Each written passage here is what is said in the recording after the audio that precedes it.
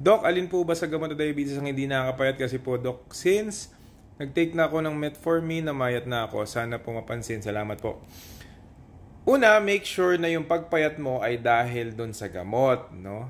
Hindi siya dahil sa malalang diabetes or sobrang uncontrolled yung blood sugar mo. Ang weight loss kasi or pagpayat ay kung sadya, lalo na kung nagda-diet ka, exercise ka, lifestyle modification, nakakatulong po yan, lalo na sa mga diabetic na type 2 na mga matataba, mga obese, makakatulong yan.